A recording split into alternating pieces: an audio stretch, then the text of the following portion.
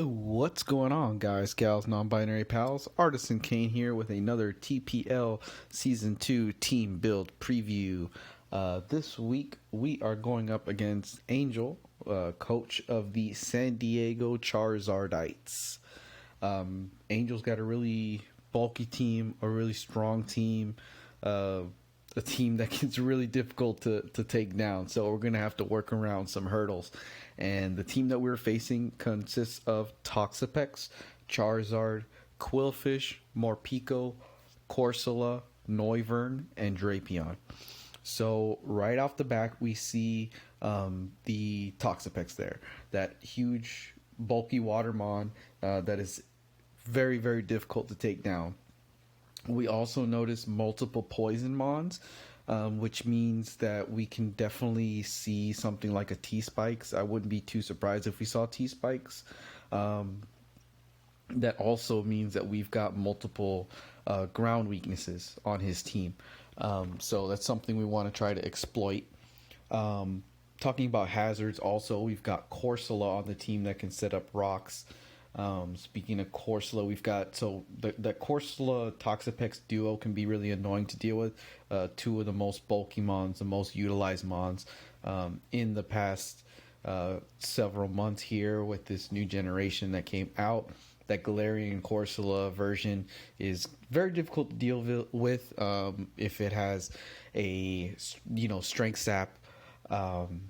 If it uses a Will-O-Wisp Hex combo or just Nightshading, it can just do chunks of damage as it whittles you down. We also noticed the Morpeko having access to like a parting shot can be really annoying to deal with. A fast parting shot can really cripple anything that might be trying to set up. As far as momentum go, Noivern has a U-turn. So those are two kind of mons that have like momentum with them. Noivern, a very, very fast mon, can do a lot of damage really hard. I think it outspeeds everything on my team. If I'm not mistaken, it's based like 123 speed. So it outspeeds everything outside of something that's scarfed. So if Noivern's scarfed, then that outspeeds everything. So we have to be prepared for that. So we've got some interesting challenges to deal with. So we have the team in front of us here for what we're going to take on. So the team that we're bringing consists of primarily our star here is Dorothea, the Primarina. The plan for Primarina this week is Whirlpool Perish Song. That is going to be our primary way to try to get rid of things like Toxapex. The reason for that is with something like Baneful Bunker, it can be really difficult for our hard hitters to hit, like the Dracovish. It'll be really difficult for Dracovish to hit. And Hydreigon really needs boosts in order to take on mons like Toxapex. But when Toxapex has access to things like Haze, that makes things increasingly difficult. So, Primarina is rocking a Mental Herb. That's going to be to make sure that we don't get taunted. He has multiple mons that have access to taunt. Quillfish, Drapion, Morpeko have access to taunt. So we need to make sure that we're not taunted so we can get that Parasong off. The main thing that kind of worries me with this set is the 85% accuracy on the Whirlpool. It's always tough to, use moves that have less than like 90% accuracy. They always feel like they miss a ton. So, missing one Whirlpool means you're immediately not trapping something, and you kind of reveal the secret right off the bat. So the opponent kind of figures out what you're doing.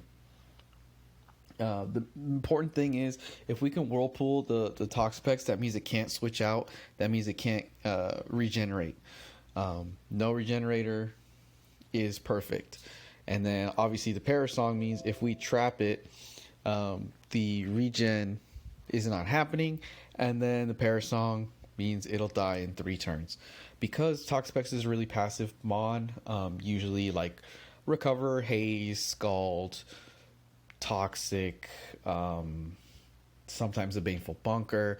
It's not going to be really doing a lot of damage. So if we trap it, it's really got nothing to do. It can try to recover and whatnot, but the Paris Song doesn't care about recovery. It's going to go down in that last turn anyways. So we can try to trap it.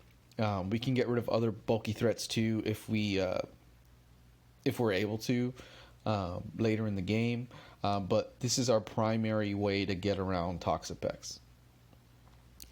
Next up, we've got Shamir, Hydreigon. Hydreigon is our nasty plotter. I'm running a setup with 3 coverage moves. It's holding the Hobbenberry to make sure that we're able to take a Draco Meteor from Noivern. Even a Choice Specs modest Noivern won't be able to OHKO us, and we'd be able to revenge kill with Draco Meteor of our own. After +2 in a Dynamax form, we have the potential to sweep with Hydreigon. He really doesn't have anything that can OHKO Hydreigon outside of that Noivern. So if we're able to take out Noivern and we can get Hydreigon set up, it's got the potential to sweep. We're running Earth Power. Make sure we exploit those poison types so we can get that ground coverage. That also gives us coverage for more Pico. Shockwave is good as well as it becomes Max Lightning, and that kind of gives us a little bit more coverage for Charizard. Obviously, Charizard being part flying doesn't care about Earth Power. So those are kind of the 3 moves that we're going on a Hydreigon. So we are max speed and we are timid, and that is to make sure that we can be as fast as possible. We can outspeed as much as we can to really try to take advantage of the rest of his team.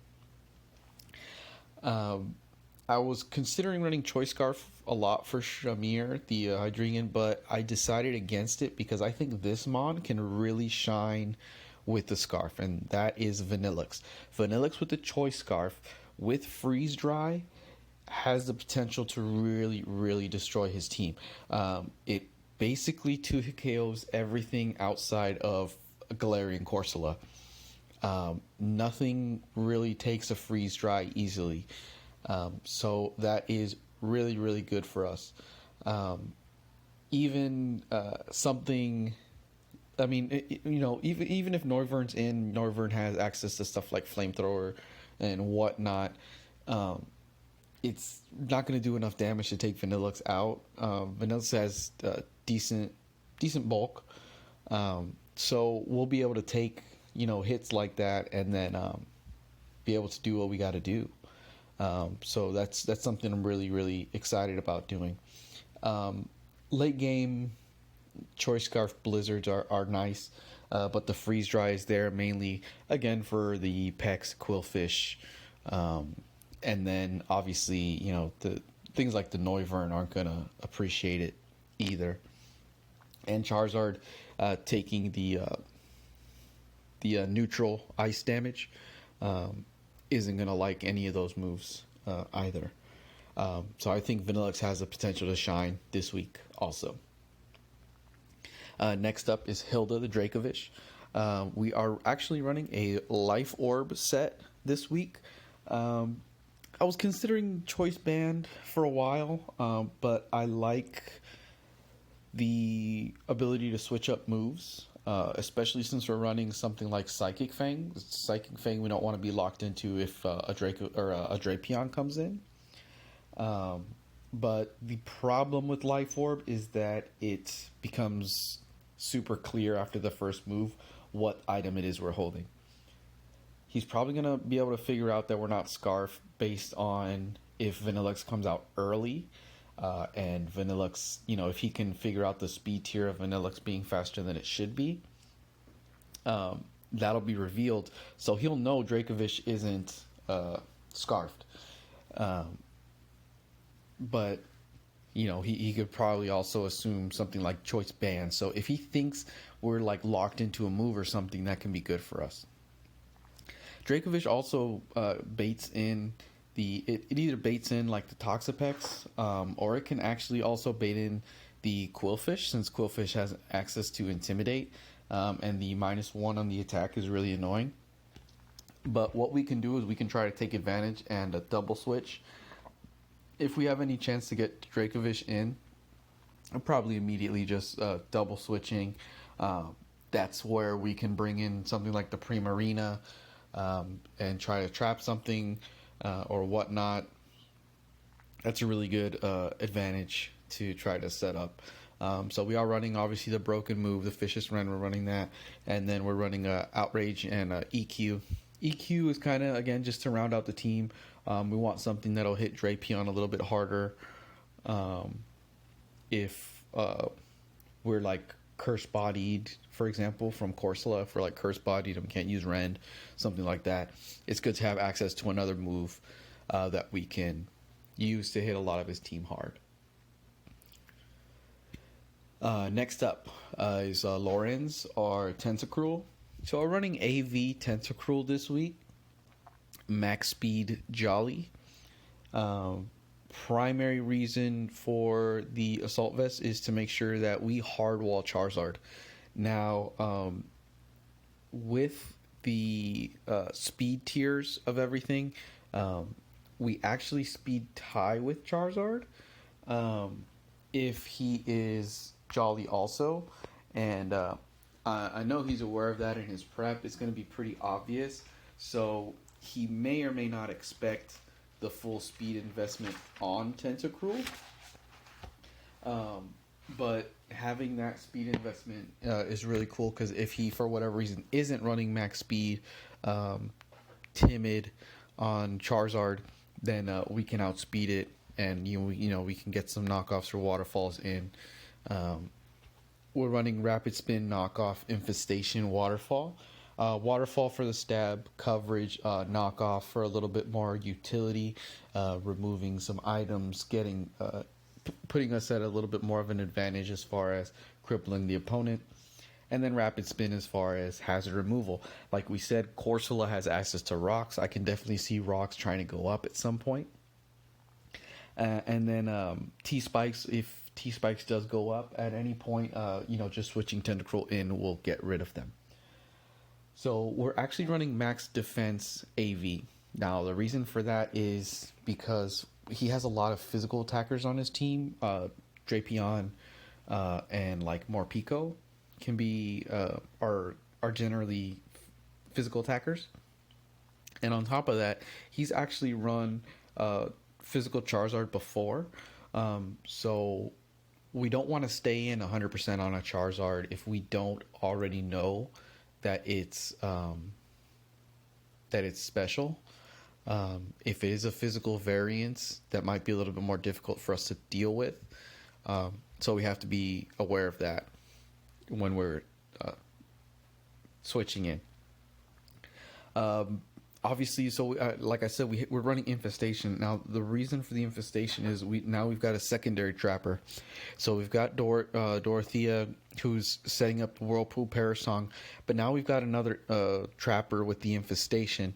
Now, the reason for that, again, is to make sure we can trap something and allow a setup or a more favorable switch.